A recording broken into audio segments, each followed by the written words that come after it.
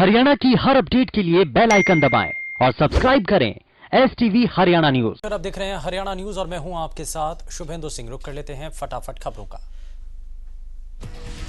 प्रदेश में कोरोना के 1,45,000 से ज्यादा मामलों की पुष्टि हुई। 24 घंटे में 1205 नए मामले सामने आए, जबकि 13 मरीजों ने कोरोना के चलते अपनी जान गंवा दी।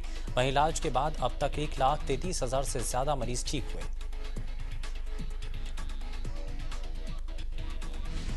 बड़ौदा उपचुनाव को लेकर बीजेपी ने फाइनल 4 नामों की पैनल लिस्ट आलाकमान को भेज दी, जिसमें योगेश्वर दत्त का नाम सबसे आगे बताया जा रहा है। खिलाड़ियों समेत सीएम मनोहर लाल ने भी उनके नाम की पैरवी की।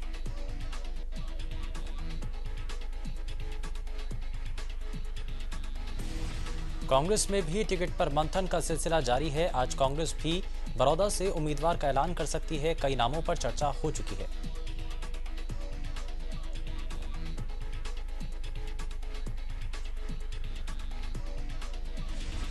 रोहतक में नगर निगम की बैठक में जमकर हंगामा हुआ। वार्ड नंबर 7 और 9 के पार्षद के बीच हाथापाई हुई।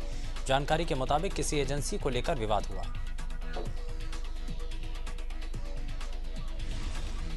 सीएम ने गुरुवार को गुहला चिका को आधुनिक खेल स्टेडियम की मंजूरी देकर बड़ी सौगात दी, जिससे गुहला वासियों में खुशी है। इस खुशी का इजहार लोगों ने लड्डू बांटकर किया। असम सरकार के राज्य में सरकारी मदरसों को बंद करने के ऐलान का हरियाणा के गृह मंत्री ने स्वागत किया। साथ ही विज ने कहा कि सरकार के लिए सभी धर्म एक समान हैं। किसी एक धर्म के प्रोत्साहन के लिए सरकार पैसा नहीं लगा सकती। वहीं हरियाणा में विधायकों की गाड़ियों पर विधायक लिखने के फैसले पर बोलते हुए गृह मंत्री ने कहा कि विधानसभा अध्यक्ष का सभी विधायकों के साथ बैठक के बाद लिया गया फैसला है और अगर विधायक लिखता है तो ये गलत नहीं। प्रदेश के गृह मंत्री अनिल विज ने फारूक अब्दुल्ला और कांग्रेस पर जमकर निशाना साधा। फारूक ने चीन की मदद से 370 फिर से लागू करने का बयान दिया था, जिस पर प्रदेश के गृह मंत्री ने निशाना साधा और कहा कि देश में देश विरोधी आवाज उठने नहीं दी जाएगी। तो वहीं राहुल गांधी पर गृह मंत्री ने निशाना साधा।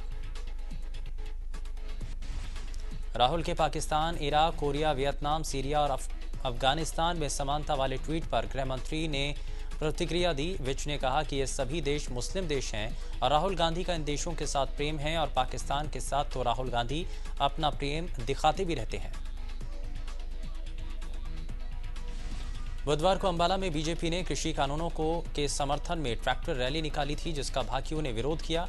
इसी विरोध के दौरान बीजेपी के एक कार्यकर्ता भरत सिंह की मौत हो गई थी, जिसका आज अंतिम संस्कार किया गया, जिसमें प्रदेश बीजेपी के अध्यक्ष ओपी धनखड़ भी शामिल हुए। जिसके बाद मृतक के परिवार से मिलने ओपी धनखड़ उनके गांव पहुंचे और परिवार को सांत्वना दी। इस दौरान ओपी धनखड़ ने कहा कि मृतक के परिवार को न्याय मिलना चाहिए। उधर मृतक के परिवार ने षड्यंत्र का आरोप लगाया। सिंह के परिवार का कहना है कि भरत सिंह की मौत पिटाई से हुई है। उन्होंने दोषियों की जल्द से जल्द गिरफ्तारी की मांग की और 13वीं से पहले गिरफ्तारी नहीं होने पर सड़क जाम की धमकी दी।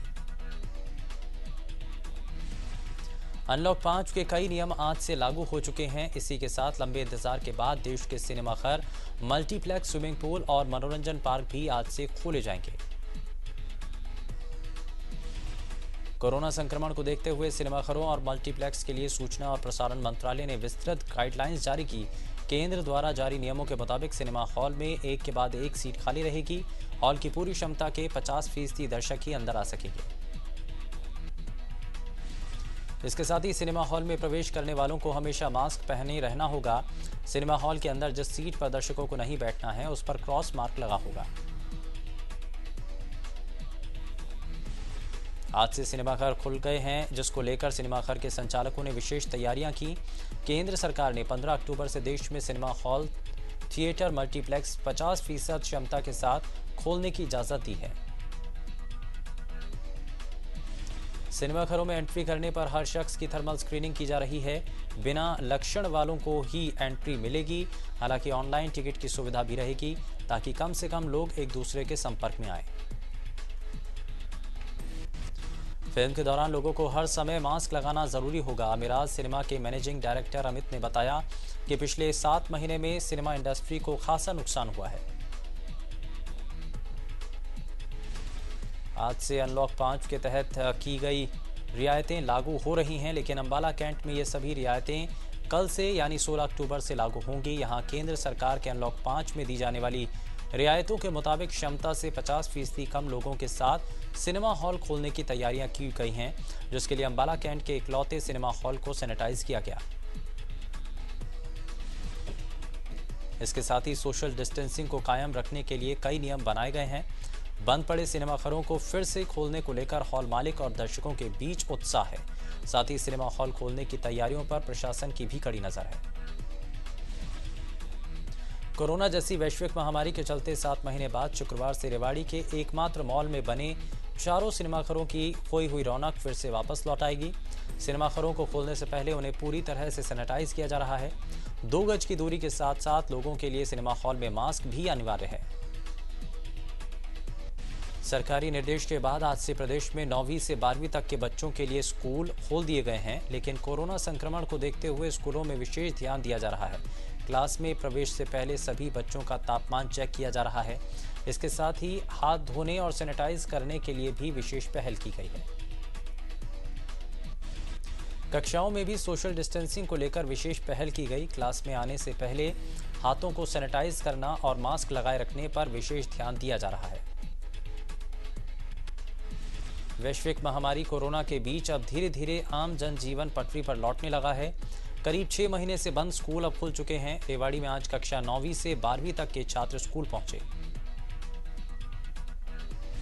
इस दौरान छात्रों को सबसे पहले टेम्परेचर उनका चेक किया गया। इसके बाद उनके हाथों को सैनिटाइज होने के बाद ही कक्षा में भेजा गया। कोरोना महामारी के बीच पूरे एहतियात के साथ स्कूल छात्र जा रहे हैं। वहीं स्कूल की ओर से भी जारी नियमों का पालन किया जा रहा है। केंद्र सरकार के आदेश पर आज से नियमित रूप से स्कूल खोलने की तैयारी थी। स्कूलों को सैनिटाइज किया गया। सोशल डिस्टेंसिंग के आधार पर कक्षाओं में बच्चों के बैठने की व्यवस्था भी की गई, लेकिन स्कूल शिक्षा निदेशालय से निर्देश जारी नहीं होने के चलते आज से कक्षाएं नहीं लगी। हालांकि 9वीं से 12वीं तक बच्चे परामर्श के लिए जरूर स्कूल पहुंचे। स्कूल में प्रवेश से पहले हाथ सैनिटाइज करना, थर्मल स्क्रीनिंग परामर्श के लिए 9वीं से 12वीं तक के बच्चे 21 सितंबर से स्कूल में आए। आज बच्चे भी नियमित कक्षाएं लगाने के लिए स्कूल में पहुंचे, लेकिन गाइडलाइन नहीं आने से कक्षाएं शुरू नहीं हो पाई।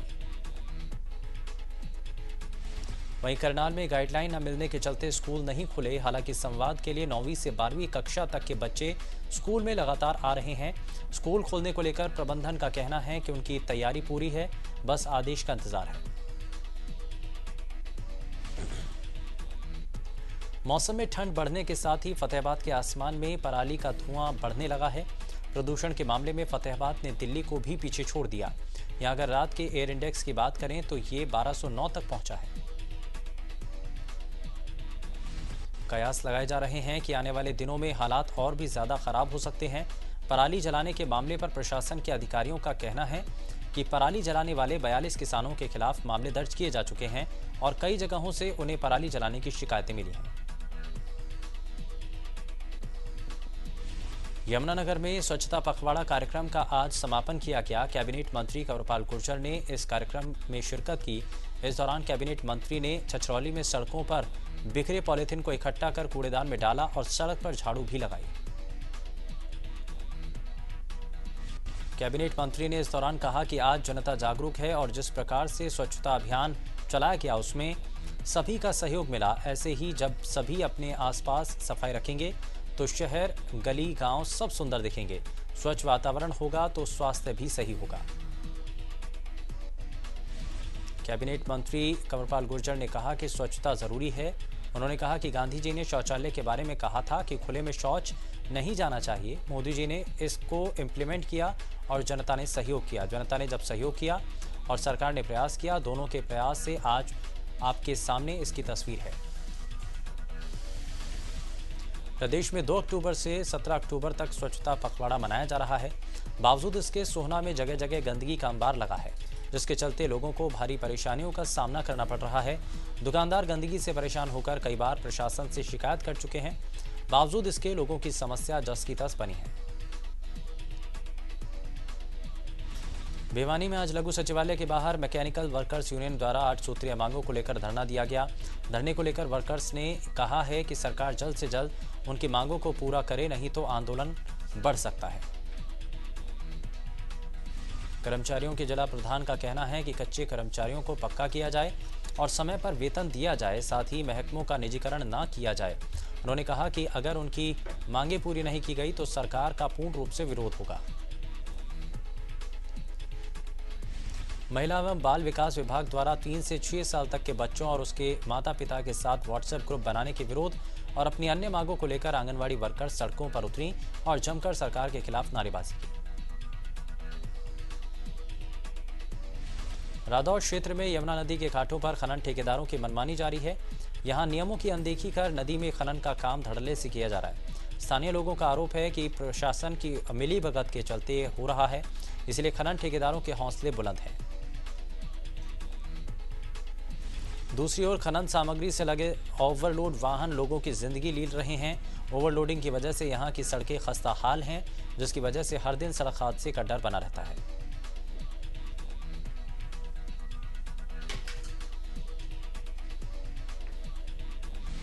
वहीं बीजेपी सांसद नायब सैनी ने कहा कि अगर अधिकारियों की मिलीभगत होगी तो उन पर कार्रवाई होगी। उधर जब इस बारे में रादौर के एसडीएम सुशील कुमार से संपर्क करने की कोशिश की गई तो उन्होंने इस मसले पर बोलने से ही इनकार कर दिया। अंबाला में अवैध पार्किंग परेशानी का सबब बन चुकी है। शहर के बाजारों की सड़कों पर अवैध पार्किंग का मकड़जाल बना है। ये समस्या लगातार बढ़ रही है, जबकि त्योहारों के सीजन में अब लोगों के सामने परेशानी ज्यादा है। वाहन खड़ा कर लोग यहां से चलते बनते हैं। बाजारों से पैदल निकलना भी मुश्किल है। जब इस बारे में अंबाला के ट्रैफिक इंस्पेक्टर से बात की गई तो समस्या को लेकर पल्ला झाड़ते नजर आए।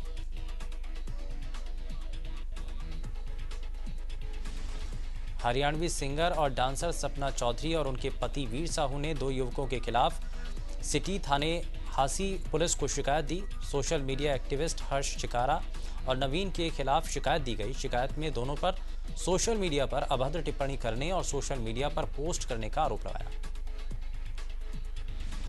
शिकायत मिलने के बाद पुलिस ने जांच शुरू कर दी। शिकायत में कहा गया कि सपना चौधरी ने पिछले दिनों बेटे को जन्म दिया। इसे लेकर हर्ष शिकारा ने सोशल मीडिया पर पोस्ट किया, बधाई दी, जिससे उनकी ये बात सोशल मीडिया के माध्यम से सभी को पता लग गई।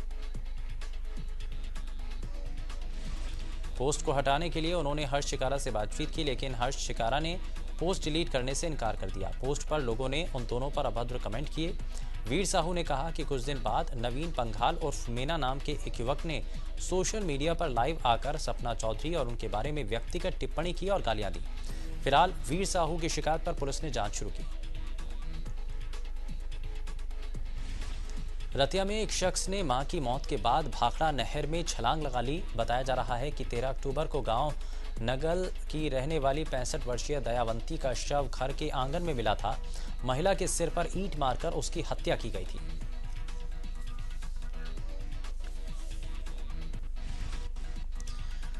वारदात के बाद पुलिस ने अज्ञात के खिलाफ मामला दर्ज कर जांच शुरू कर दी, लेकिन मृतक महिला के छोटे बेटे मुकेश ने भाखड़ा नहर में छलांग लगा दी, जिसके बाद सब हैरान हैं।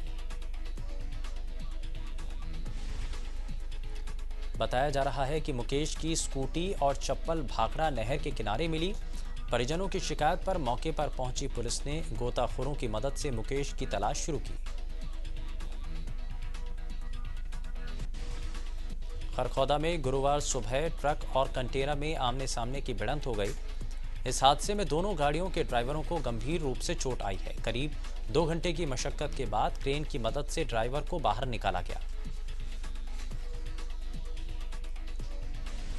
डिप्टी सीएम दुष्यंत चौटाला के गृह क्षेत्र डबवाली में भी अब किसानों की ओर से कृषि कानूनों के खिलाफ रोष बढ़ने लगा है। जहां गांव मांगियाना में किसानों की ओर से गांव के मुख्य द्वारों पर नेताओं के बाइकॉट के बोर्ड चस्पा किए गए हैं, जहां सभी पार्टी के नेताओं को गांव में आने पर बैन कर दिया है।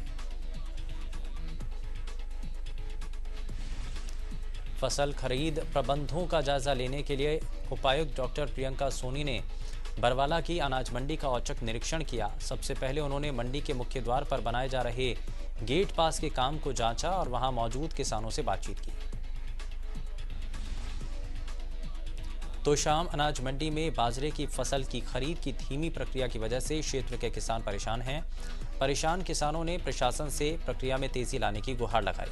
किसानों का कहना है कि मंडी में तकरीबन 12,000 किसानों की फसल खरीदनी है, जबकि हर रोज 100 किसानों को। बर्खास्त पीटीआई टीचरों का धरना 122वें दिन भी जारी रहा। इस दौरान पीटीआई टीचरों ने कहा कि सीएम ने उन्हें मौखिक रूप से आश्वासन दिया है, इसलिए वो 16 तारीख तक इंतजार करेंगे। लेकिन अगर फिर भी उनकी मांगे नहीं मानी गई तो उनका आंदोलन आगे भी जारी रहेगा। उन्होंने बताया कि मुख्यमंत्री ने उन्हें एडजस्ट करने की बात कही। उनकी मांग है कि सीएम उन्हें इसी विभाग के कैडर में एडजस्ट करें। हालांकि बर्खास्त पीटीआई टीचरों ने इसी बीच शिक्षा मंत्री कंवरपाल गुर्जर को मिलकर एक ज्ञापन भी सौंपा।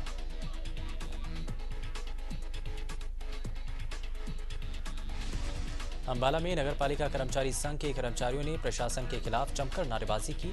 संघ के प्रदेश उप प्रधान सेवाराम ने कहा कि लंबे समय से सरकार को अपनी मांगे माने जाने के लिए प्रयासरत है, लेकिन बार बार वायदे करने के बावजूद सरकार उनकी मांगों को टालमटोल का रवैया अपना रही है। इससे पहले प्रदेश स्तरीय एक प्रतिनिधि मंडल चंडीगढ़ में निदेशक से बातचीत कर चुका है, लेकिन वो वार्ता भी बेनतीजा रही थी। उन्होंने बताया कि वो अब 3 दिन तक इसी तरह बाजारों में दुकानदारों से भी अपनी मांगों के लिए पर्चे बांटकर समर्थन मांगेंगे। साथ ही कर्मचारियों ने चेतावनी दी, कहा कि हमारी मांगें पूरी नहीं हुई तो 8 नवंबर को गृह मंत्री के आवास का घेराव करेंगे। हरियाणा रोडवेज वर्कर यूनियन के राज्य प्रधान इंद्र सिंह बिढ़ाना बुधवार को सिरसा पहुंचे। सिरसा बस अड्डा परिसर में कर्मचारियों के साथ मुलाकात कर उन्होंने आगामी 18 तारीख को प्रस्तावित कार्यक्रम को लेकर कर्मचारियों को न्योता दिया। उन्होंने बताया कि मानी गई मांगों को लागू न किए जाने के विरोध में आगामी 18 तारीख को परिवहन मंत्री के साथ बातचीत का कार्यक्रम रखा गया है, जिसमें सभी रोडवेज कर्मचारी बढ़ चढ़कर हिस्सा लेंगे। हांसी में आरोपी राम मेहर के परिवार का शिकार हुए रमलू के परिवार से नेताओं ने मिलना शुरू कर दिया है, लेकिन परिवार का कहना है कि नेता सिर्फ सहानुभूति जता रहे हैं, हमारी कोई भी आर्थिक सहायता नहीं कर रहा। मंगलवार को नाराज रमलू का परिवार लघु सचिवालय में धरने पर बैठ गया। इस दौरान रमलू के समाज से ताल्लुक रखने वाले लोग भी परिवार के समर्थन में एसपी कार्यालय पहुंचे। वहीं एसपी ने परिवार के सदस्यों को आरोपियों के खिलाफ सख्त कार्रवाई करने और परिवार के सदस्य को नौकरी के लिए आश्वासन दिया, जिसके बाद ग्रामीण धरना खत्म करते हुए गांव वापस लौटे।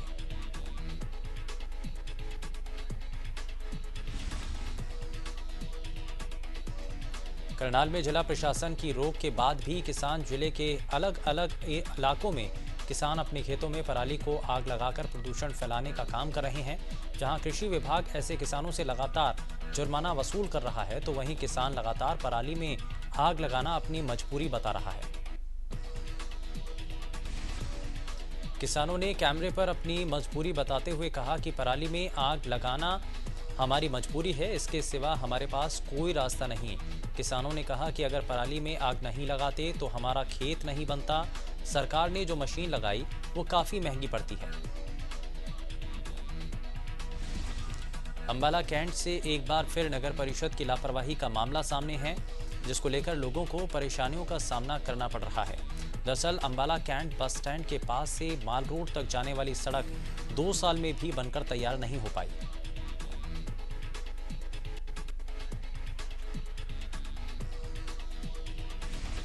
नगर परिषद की लापरवाही का आलम यह है कि इसे अंतिम रूप दिए जाने में पूरी तरह से फेल हो चुके हैं। अभी ये साफ नहीं कि इसका निर्माण कार्य कब शुरू होगा, जबकि अब ये सड़क पूरी तरह से टूट चुकी है, जो लोगों के लिए परेशानी का कारण बन रही है।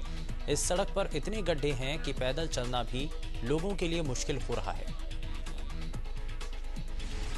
भिवानी में सीएम फ्लाइंग ने एक ऐसे ट्रक को पकड़ा जो सरकार को चूना लगाकर एक जगह से दूसरी जगह सामान बेच रहा था। ट्रक में लगभग 4.5 लाख रुपए का सामान भरा हुआ था, जिसमें चावल, बादाम, चीनी और अन्य सामान भरा हुआ था, जिनका कोई भी बिल नहीं था। पानीपत के गांव रीसपुर में एक 35 साल की महिला को उसके पति ने 1.5 साल से टॉयलेट में बंद कर रखा था। पड़ोसियों ने बताया कि रामरती की ओर से चीखने चिल्लाने पर उसका पति उसे पीटता भी था। वहीं कई दिनों में एक बार खाना दिया जाता था। मंगलवार को महिला एवं बाल संरक्षण अधिकारी रजनी गुप्ता ने मौके पर पहुंचकर महिला को उसके पति से आजाद कराया। रजनी गुप्ता ने बताया कि गुप्त सूचना के आधार पर वो रीसपुर गांव पहुंची थी। फिलहाल करीब 2 घंटे की कार्रवाई के बाद पति नरेश को गिरफ्तार किया गया। उसके खिलाफ 498A और 342 के तहत केस दर्ज कर पूछताछ शुरू कर दी है। इधर सोनीपत में अपराध की वारदातें रुकने का नाम नहीं ले रही हैं। ताजा मामला सोनीपत के गांव नाहरा स्थित पेट्रोल पंप के सामने का है, जहां 2 बाइक सवार बदमाशों ने गन पॉइंट पर सेल्समैन से 19,000 रुपए लूट लिए।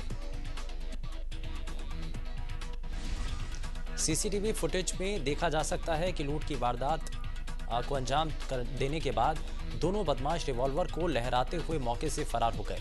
इस लूट की वारदात को सिर्फ 39 सेकंड में ही अंजाम दिया गया। मामले की सूचना मिलने के बाद पुलिस मौके पर पहुंची और जांच शुरू कर दी गई है। फरीदाबाद में बेखौफ बदमाशों के हौसले इतने बुलंद हैं कि अब वो आम लोगों को तो छोड़ो, पुलिस पर भी हमला करने से घबरा नहीं रहे। मामला बल्लभगढ़ के सेक्टर 62 का है, जहां झगड़े की शिकायत मिलने के बाद मौके पर पहुंची पुलिस पर आरोपियों ने हमला कर दिया। इस हमले में पुलिस की गाड़ी के शीशे टूट गए। इसके साथ ही बदमाशों के हमले में कुछ पुलिसकर्मी भी घायल हुए हैं। जींद से हरियाणा पुलिस की शर्मनाक करतूत सामने आई, जहां पुलिस वालों ने बुजुर्ग पर कहर बरपाया। आपको बता दें कि चोरी के मामले में बुजुर्गों को न्याय नहीं मिलने से बुजुर्गों ने प्रदर्शन शुरू कर दिया।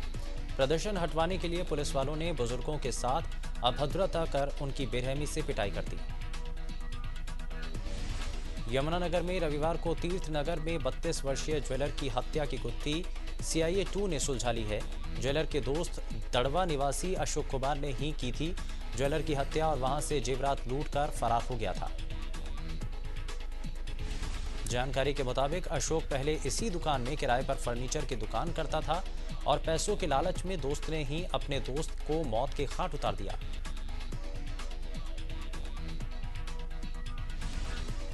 यमुनानगर में एक दिन पहले नाबालिग छात्र को गोली लगने का मामला पुलिस ने सुलझा लिया। CIA 1 ने नाबालिग छात्रा के बालिग दोस्त भानु को इस मामले में गिरफ्तार किया। नाबालिग छात्र के बालिग दोस्त से ही गोली चली थी।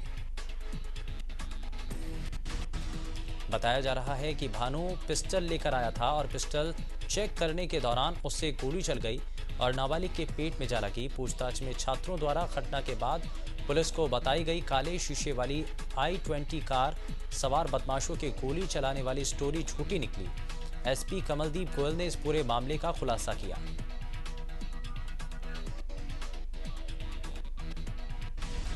हत्या के बाद दोनों भाई मौके पर मौजूद सभी कीमती सामानों को उठाकर अपने साथ ले गए।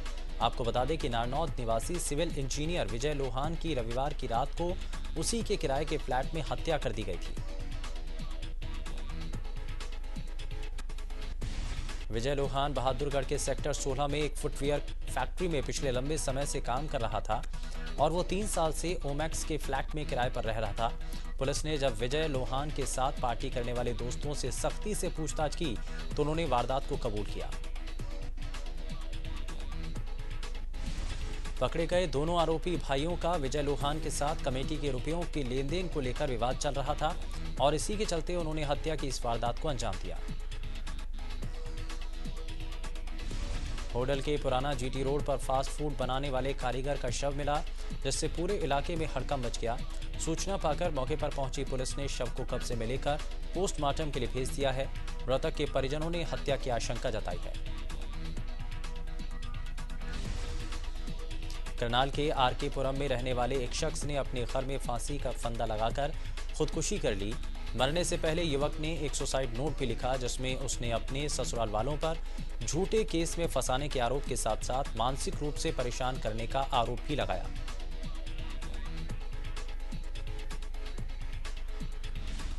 फिलहाल के लिए बस इतना ही। नमस्कार।